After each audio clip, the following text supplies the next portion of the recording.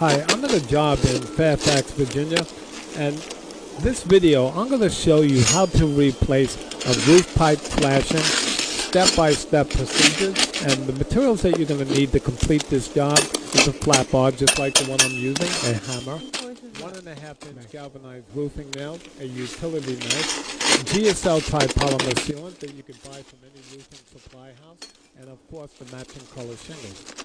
Notice how easy it was for us to pop the nails up with the flat bar so the shingles could be removed.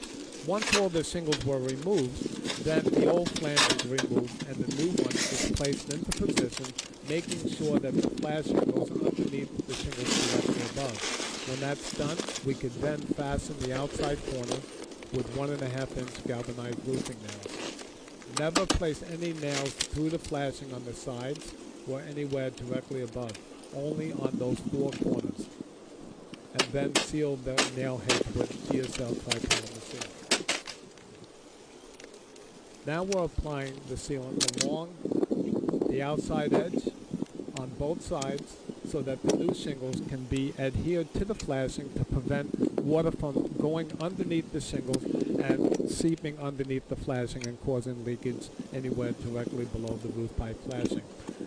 During this video, I'm going to stop it a few times so I can explain to you certain procedures why they're being done, like this. Why this shingle was slid underneath the joining tab and why this shingle was slid under this joining tab. I'll stop it now.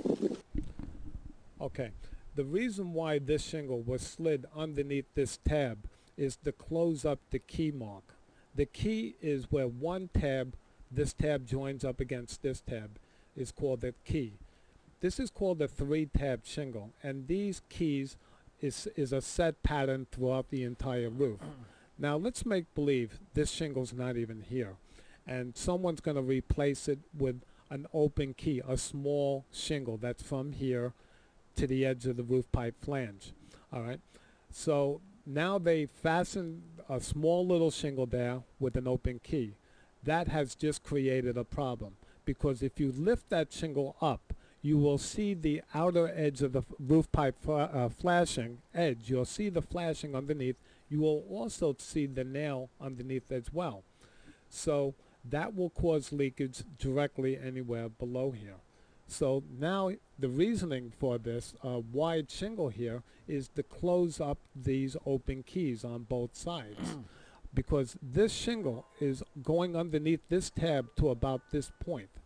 Once that shingle is slid underneath the tab, then we can nail it down, and now we have just closed up that key, and there's no way that water is going to be able to seep between these 2 shingles and skip over to where that nail is holding the flashing down.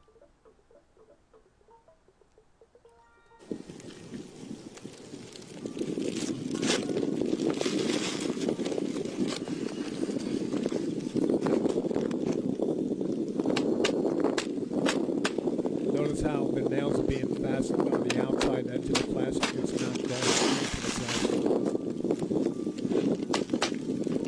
That's the right way to do it.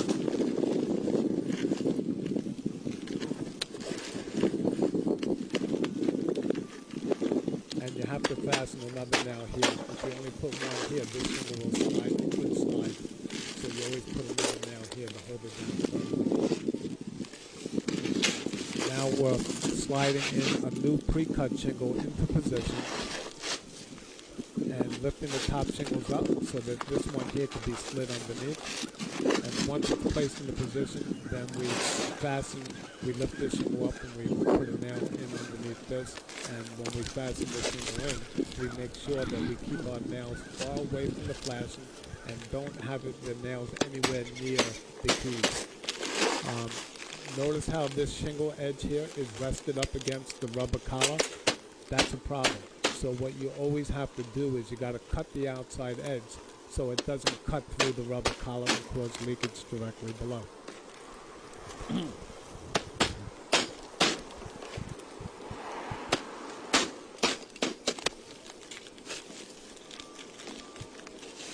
Next, what we'll do is we'll lift this tab up, apply a Geocel Tripolymer sealant to the underside of the shingle to prevent leakage and shingle blow-off.